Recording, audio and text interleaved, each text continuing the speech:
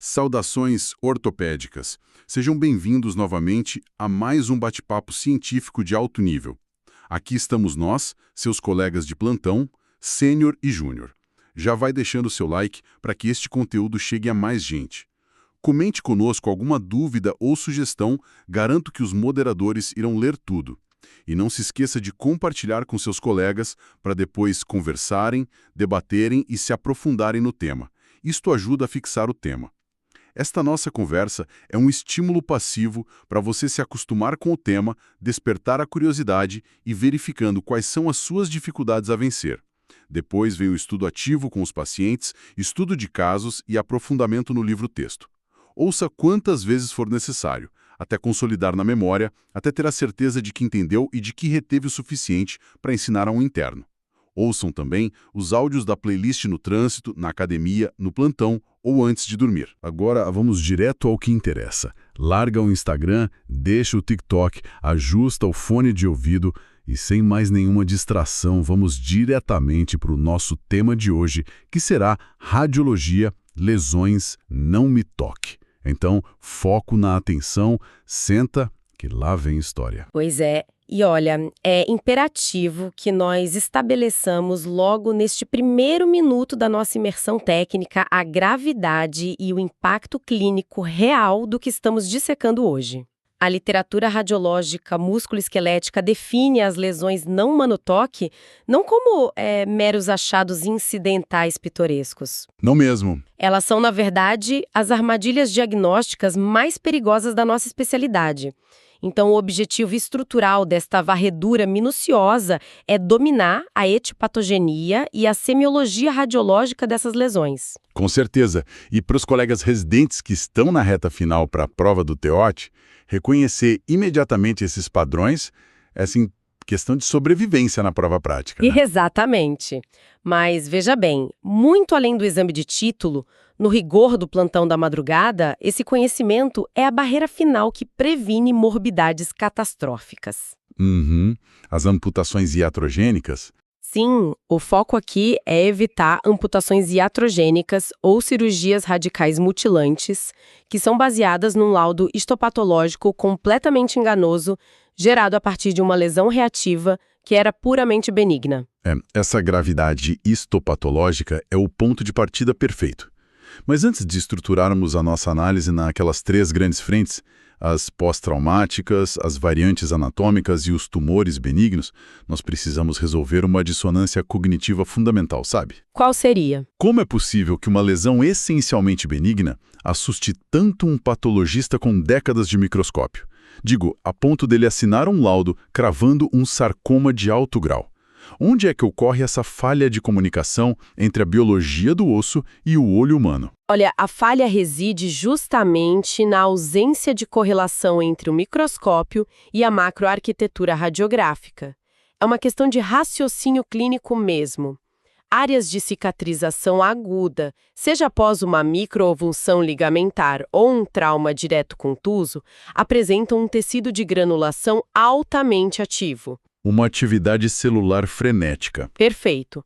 Quando o patologista analisa esse tecido em proliferação sob a lente, ele observa uma taxa de núcleo-cromatina assustadoramente alta, um pleomorfismo celular moderado a severo e um índice mitótico elevadíssimo. São fibroblastos e osteoblastos trabalhando no limite, né? Exato. Eles estão ali em estado de hipópsia inicial, tentando depositar matriz osteoide e cartilaginosa imatura. Se o cirurgião ortopédico apenas envia o fragmento de biópsia sem um relatório clínico detalhado e sem as imagens radiográficas, o patologista fatalmente vai ler essa hiperatividade celular como uma proliferação neoplásica maligna. Nossa, e aí o laudo retorna como o osteosarcoma. Tipicamente como o osteosarcoma.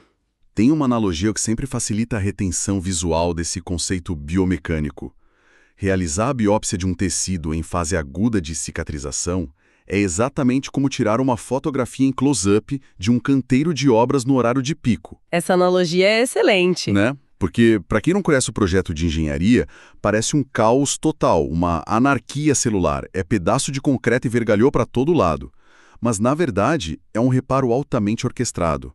Avaliar a célula isolada na lâmina sem ver a radiografia panorâmica é tentar julgar a estrutura do prédio olhando só para um tijolo voando pela janela. É uma representação mental, biomecanicamente perfeita do processo. E compreendendo como essa anarquia celular transitória confunde o diagnóstico, nós podemos aplicar essa lógica à nossa primeira grande armadilha anatômica. A gente viu como o tecido de granulação distorce a histologia, mas e a biomecânica? Como o trauma forja um tumor, certo? Exato. Como um trauma direto altera a anatomia a ponto de forjar um tumor. O maior exemplo disso é a lesão que, historicamente, mais gera intervenções acidentais desastrosas, a miosite ossificante. Fisiopatologicamente, trata-se de uma metaplasia óssea esterotópica em grandes ventres musculares após contusões severas. E o pilar para o diagnóstico, que é ponto de altíssimo rendimento no TEOT, é a avaliação radiológica do fenômeno zonal. Ah, o fenômeno zonal. É onde a física e a fisiologia se encontram, né? A dinâmica de calcificação da miosite ossificante ocorre de fora para dentro. Fica aquele padrão inconfundível de casca de ovo na periferia, abrigando um centro radiolúcido e imaturo. Que é o comportamento radiológico diametralmente oposto ao do osteossarcoma. Exato. O osteossarcoma tem um centro intensamente denso de matriz neoplásica e a periferia esfumaçada invasiva. A explicação para essa deposição de fora para dentro na miosite é puramente vascular. A periferia do hematoma intramuscular possui maior suprimento sanguíneo e tensão de oxigênio proveniente dos tecidos saudáveis. Então os fibroblastos conseguem se diferenciar em osteoblastos maduros mais rápido na borda. Isso mesmo. O centro permanece hipóxico por mais tempo. Mas a chave clínica é a cronologia. Nas primeiras 2 a 4 semanas pós-trauma, a radiografia revela apenas um aumento de partes moles inespecífico. E a ressonância já aponta um extenso edema muscular, né? Que mimetiza perfeitamente um sarcoma. Sim, aquela calcificação periférica nítida só começa a se esboçar radiograficamente lá entre a 4ª e a 6ª semana. A maturação completa leva até 6 meses. Mas espera aí. Nós precisamos ser muito pragmáticos aqui, pensando no residente de plantão no pronto-socorro. O paciente sofre o trauma muscular e chega no ambulatório exatamente na 3ª semana. Ele tem dor intensa, uma massa palpável firme. E a radiografia vai mostrar uma nuvem agressiva, certo? Exatamente, uma nuvem agressiva de matriz calcificada incipiente, mas aquela casca de ovo ainda não existe. O livro-texto diz que a biópsia é estritamente proibida sob risco de amputação iatrogênica. Como o colega de plantão não entra em pânico e comprova o diagnóstico sem violar a lesão com uma agulha? Esse é o cenário de maior tensão diagnóstica. Nesses casos de janela temporal cega, a tomografia computadorizada é mandatória. Ela resolve o impasse. Porque ela tem alta resolução espacial nos cortes axiais. Perfeito. A radiografia simples perde sensibilidade na sobreposição de tecidos, mas a tomografia consegue evidenciar a deposição precoce de cálcio numa distribuição circunferencial muito antes de ser visível no raio-x convencional. Se o contexto clínico é um trauma claro, a conduta imperativa é a observação estricta. Repetindo as radiografias semanas depois, aguardando pacientemente a maturação esclerótica. Exatamente. Entendido. E avançando no espectro das ilusões pós-traumáticas, nós precisamos falar das avulsões tracionais agudas, especialmente na bacia. Os sítios clássicos são a espinha ilíaca antero-inferior, pela contração do músculo reto femoral, e a tuberosidade isquiática, pela origem dos isquiotibiais. A biomecânica dessas avulsões pélvicas cria uma das ilusões de ótica mais cruéis da radiologia, sabe? O vetor de força tracional do tendão é brutal em pacientes esqueleticamente imaturos. Ele arranca o periósteo de sua fixação cortical basal, sem necessariamente causar uma solução de continuidade completa no osso. E aí essa elevação aguda desencadeia uma proliferação maciça de osso reativo nas bordas do descolamento. O que resulta na imagem da formação de um falso triângulo de Codman associado a um calo exuberante. Mas vamos problematizar isso. O triângulo de Codman é ensinado lá no R1 como sinal patognomônico de malignidade, de rompimento cortical por um tumor agressivo.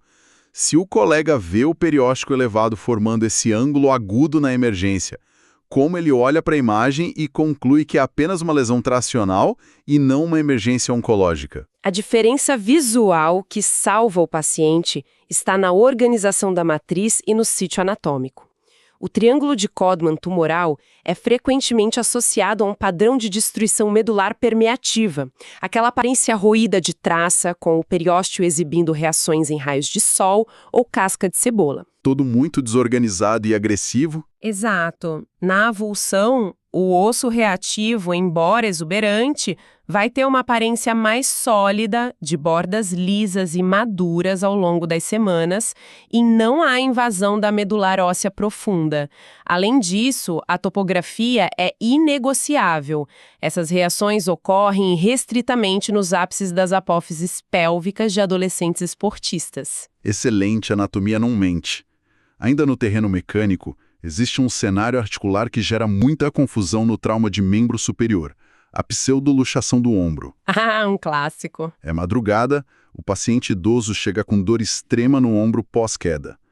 A radiografia anteroposterior, o AP puro, mostra a cabeça humeral caída, deslocada inferiormente, muito abaixo da cavidade glenoide.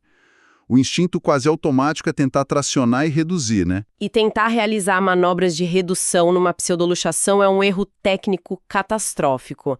A fisiopatologia aqui não envolve a ruptura dos estabilizadores ligamentares e capsulares. Então, o que empurra a cabeça humeral para baixo? Ocorre uma solução de continuidade proximal do húmero, geralmente uma fratura do colo cirúrgico, sem grande desvio angular no AP. Isso provoca um sangramento agudo. Essa hemartrose volumosa distende a cápsula articular para baixo, pois é a região de maior complacência, e empurra mecanicamente e passivamente a cabeça humeral. E a regra de ouro inquebrável para descartar isso é a incidência transescapular. O famoso Y de escápula. No Y, o ortopedista confirma que a cabeça humeral, apesar de tracionada para baixo pelo hematoma, encontra-se perfeitamente centrada no eixo vértero-horizontal da intersecção do Y, descartando a luxação articular verdadeira. Perfeito. Agora, se a força mecânica de um trauma forja essas imagens assustadoras, o próprio desenvolvimento anatômico silencioso faz exatamente a mesma coisa, concorda? Com certeza. O crescimento do esqueleto pode ser sua própria armadilha diagnóstica. E assim chegamos ao nosso segundo bloco, as variantes anatômicas normais. O desmoide cortical é a anomalia que lidera essa categoria. Presença mais que garantida em qualquer prova do TEOT. O desmoide cortical é o paradigma da variação do desenvolvimento. Ele se apresenta como uma irregularidade lítica ou área de escavação cortical frequentemente associada a uma base esclerótica espessada. E o segredo é a localização restrita. Estritamente na crista supracondilar medial do fêmur distal ao longo da linha áspera. Exatamente. A patogênese está intimamente ligada ao estresse elástico crônico durante a fase de crescimento rápido. E a prova de título exige a anatomia fina dessa região. Essa irregularidade é esculpida pelas forças de cisalhamento geradas pela inserção aponeurótica do músculo adutor magno e, mais distalmente, pela origem da cabeça medial do músculo gastrocnêmio.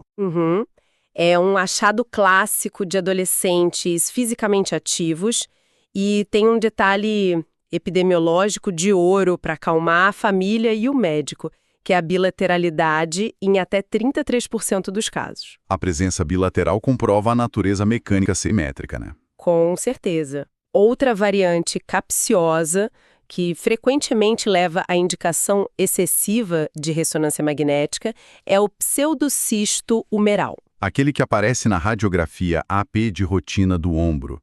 O observador depara-se com uma área circular de intensa rarefação óssea, imitando perfeitamente uma lesão lítica destrutiva na topografia da tuberosidade maior do húmero. Parecendo um tumor agressivo, mas a arquitetura óssea dessa região explica o fenômeno. Há um adelgaçamento fisiológico do trabeculado ósseo esponjoso, acompanhado por um aumento focal do conteúdo de medula adiposa. Então, o feixe de raio-x penetra essa área com menos resistência, criando a imagem cística. Mas aqui entra a pergunta de ouro da prática diária.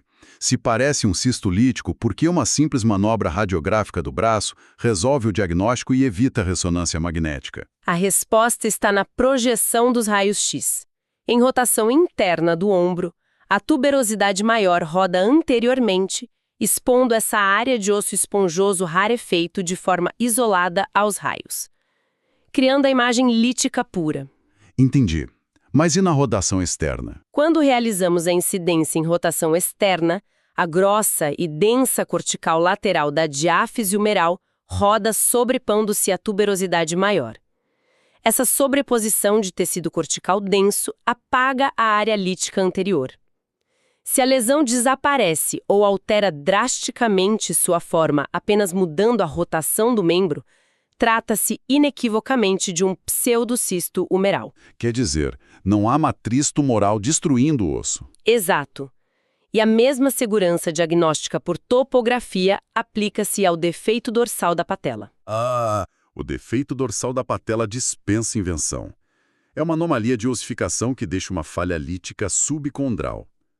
A localização é a assinatura exclusiva e obrigatória de prova, que é o quadrante superolateral da face articular. Qualquer alteração lítica no quadrante superolateral de uma patela estável é um defeito dorsal até que se prove o contrário. Sem dúvida. E saindo das pegadinas de posicionamento radiográfico, nós adentramos a nossa terceira frente estrutural, que são as patologias de fato. Lesões que são verdadeiramente líticas e císticas, que substituem a matriz óssea, mas que conservam um comportamento estritamente benigno. E o padrão ouro didático desse grupo é o fibroma não ossificante, o FNO, e sua versão menor, o defeito cortical fibroso. A distinção entre eles é puramente biométrica, não é? Sim, a histologia é a mesma, uma proliferação de tecido fibroso e células gigantes benignas. A regra de corte métrico para o TOT é direta. Lesões com menos de 3 centímetros são classificadas como defeitos corticais fibrosos. Atingiu ou ultrapassou 3 centímetros, evolui para fibroma não ossificante. O que fascina nessas lesões é a migração, a forma como o osso remodela ao redor delas. A história natural exibe o clássico deslocamento cortical. Elas se originam coladas na fise de crescimento. À medida que o paciente cresce e ocorre o alongamento do osso, a placa de crescimento se afasta. O foco fibroso fica para trás, dando a ilusão de que a lesão migrou ativamente em direção à diáfise. E o desfecho biológico é ótimo, né? Ao final da maturação esquelética, o osso neoformado esclerosa as bordas da lesão. Acaba transformando a área numa cicatriz óssea assintomática. Exatamente. Agora, outro embate diagnóstico que surge rotineiramente em sessões clínicas é a diferenciação entre o infarto ósseo intramedular e o encondroma. Ambos ocupam a medula de ossos longos e ambos desenvolvem matriz calcificada que parece fumaça no raio-x. Como o cirurgião crava o diagnóstico diferencial sem hesitar? O raio-x simples fornece boas pistas. O infarto ósseo, muitas vezes secundário ao uso crônico de corticosteroides ou alcoolismo, exibe calcificações serpiginosas, formando um padrão geográfico delineando a área de necrose gordurosa. Mas o diagnóstico definitivo exige a ressonância magnética. Nós procuramos ativamente pelo patognomônico sinal da dupla linha no T2. A física radiológica por trás do sinal da dupla linha é linda. Na ressonância em T2, vemos um anel interno hiperintenso, brilhando em branco, que é o tecido de granulação, rico em vasos e líquido, tentando revascularizar a necrose. E imediatamente abraçando esse anel interno, existe uma linha externa escura, intensamente hipointensa, que corresponde ao osso esclerótico reativo, depositado ali para conter a área infartada. Exato. Esse contraste visual resolve o debate na hora. Por outro lado, o encondroma exibirá a matriz condroide clássica, com calcificações em anéis, arcos ou aspecto de pipoca estourada. O desafio clínico não é provar que são benignos, mas sim vigiar implacavelmente o risco de transformação biológica agressiva para um controsarcoma secundário. E para o TOT, os limiares de malignização são matemáticos. A suspeita oncológica dispara se a lesão exceder 4 centímetros no seu maior diâmetro longitudinal. Ou se a tomografia evidenciar erosão endosteal, comprometendo mais de 10% da espessura da cortical adjacente. Os surgimentos de dor óssea noturna persistente e não mecânica é o aviso terminal de que a lesão transformou-se. Migrando das lesões de matriz cartilaginosa para os cistos puros, não há como deixar de fora o cisto ósseo simples, cavidade lítica intramedular típica da metáfise proximal do húmero e do fêmur em crianças. O conteúdo é apenas líquido seroso, mas a parede cortical adelgaça tanto que o paciente chega ao pronto-socorro após uma fratura patológica realizando movimentos banais. Como arremessar uma bola. E é exatamente nesse cenário de fratura aguda que procuramos o sinal radiográfico mais poético da ortopedia, o sinal do fragmento caído. O Phelan Fragment Sign. Isso. A mecânica desse sinal é pura física de fluidos e gravidade. Quando ocorre a solução de continuidade da cortical delgada, um pequeno fragmento ósseo se desprende. Como o interior do cisto é só fluido, sem arcabouço sólido, esse osso afunda gravitacionalmente. Nas radiografias ortogonais, ver esse fragmento repousando livremente na porção mais declive comprova que o interior é puramente líquido. O diagnóstico de cisto ósseo simples está selado.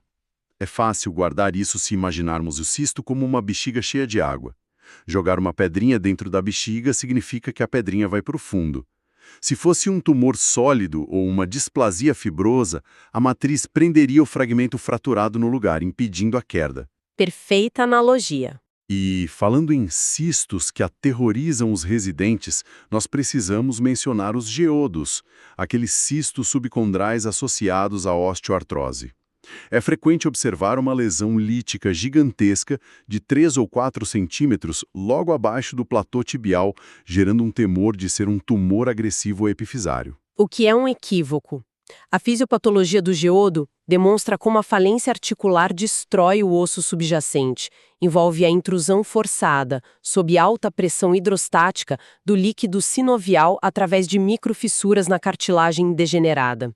É um erro crasso diagnosticar um tumor primário se houver presença maciça de doença degenerativa. O laudo deve obrigatoriamente constatar a tríade clássica da osteoartrose, não é? Sim, a redução focal e assimétrica do espaço articular, a hiperdensidade da esclerose subcondral e as formações osteofitárias marginais. Preenchendo esses critérios adjacentes, a lesão cística é confirmada como um geodo reativo, encerrando a investigação oncológica. Para fechar o nosso mapeamento radiológico antes da síntese final, abordemos a esclerose vertebral discogênica. Quantas vezes pacientes chegam em pânico total com uma suspeita documentada de metástase blástica na coluna devido a uma mancha intensamente esclerótica numa vértebra lombar? É um estresse iatrogênico perfeitamente evitável. A esclerose discogênica é uma resposta esquelética mecânica, totalmente reativa à falência do disco intervertebral vizinho. Para diferenciá-la de uma temida metástase osteoblástica secundária a um adenocarcinoma de próstata, a avaliação morfológica é soberana. A esclerose discogênica exibe um formato hemisférico, bem delimitado, adjacente ao platô vertebral e associada à redução drástica do espaço discal. Exato. A metástase prostática, por outro lado, tem comportamento permeativo, ignorando limites discais anatômicos. Ela invade difusamente a medular de forma algodoada, preservando a altura fisiológica do disco nas fases iniciais. Excelente. Bom, chegou o momento de condensar essa imersão técnica profunda. A avalanche de padrões biomecânicos e cronológicos precisa ser solidificada. Vamos ao nosso resumo tático, no estilo bate-volta acelerado, para fixar os 15 preceitos absolutos. Perfeito, vamos lá. Preceito número 1. A biópsia de tecidos reativos em fase proliferativa aguda é absolutamente contraindicada, sob risco severo de mimetismo sarcomatoso histológico. Número 2. O diagnóstico não invasivo da miosite ossificante apoia-se mecanicamente no fenômeno zonal, com a calcificação avançando de fora para dentro, periferia densa imadura e centro radiolúcido imaturo. Número 3. Diante de uma miosite clinicamente incipiente, a tomografia computadorizada precoce é mandatória para evidenciar o anel calcificado que a radiografia convencional só detectará após 4 a 6 semanas. Número 4. Avulsões pélvicas que geram calo exuberante mimetizando sarcomas ósseos ocorrem classicamente na espinha ilíaca antero-inferior e na tuberosidade isquiática de atletas imaturos. Número 5. A elevação periosteal violenta nessas avulsões cria a formação de um falso triângulo de Codman com margens reativas sólidas, atestando puramente a força tracional do tendão. Número 6. O desmoide cortical não é tumor, é restrição topográfica localizada imutavelmente na crista supracondilar medial do fêmur distal. Número 7. A patogênese do desmoide cortical comprova-se associada às tensões dinâmicas da inserção do adutor magno e cabeça medial do gastrocnêmio. Número 8. O defeito dorsal da patela atesta sua identidade anatômica, ocupando estritamente o quadrante superolateral da estrutura articular. Número 9. O pseudocisto humeral na topografia da tuberosidade maior é descartado de investigação tumoral ao comprovar sua natureza projetiva e evanescente na incidência radiográfica em rotação externa. Número 10. Toda a pseudoluxação inferior do ombro causada por efeito volumétrico da hemartrose de fratura proximal exige o perfil escapular em Y para confirmar o alinhamento da cabeça humeral. Número 11. A separação das proliferações fibrosas segue o corte restrito de 3 centímetros. Abaixo disso, configura-se o defeito cortical fibroso, acima, o fibroma não ossificante. Número 12. A prova irrefutável para diferenciar o infarto ósseo intramedular do encondroma baseia-se no sinal da dupla linha na ressonância ponderada em T2. Número 13. A visualização do sinal do fragmento caído, após fratura de osso longo, atesta a integridade cística puramente fluida, cravando cisto ósseo simples. Número 14. É obrigatório observar a concomitância da degeneração condral com redução do espaço, esclerose e osteófitos para validar a exclusão tumoral perante um geodo subcondral. E, por fim, o número 15. O rastreio de alerta para a malignização em encombromas exige intervenção quando a lesão ultrapassa 4 centímetros de diâmetro e provoca erosão endosteal maior que 10% da circunferência cortical. Excelente síntese tática. Para fechar, deixo uma reflexão tecnológica para as próximas madrugadas de plantão. Com a chegada iminente da inteligência artificial, lendo radiografias cruas em centros de emergência de alto fluxo, a dúvida crítica paira sobre nós. Será que os algoritmos de triagem conseguirão incorporar o intrincado contexto biomecânico e cronológico evolutivo dessas lesões não me toque? Ou teremos uma pandemia global de marcações algorítmicas falso-positivas precipitando intervenções robóticas catastróficas? A capacidade de correlacionar biologia e imagem permanece, por enquanto, o nosso maior escudo. Bem, por enquanto é só, pessoal. Hasta la vista. We will be back. Bye bye.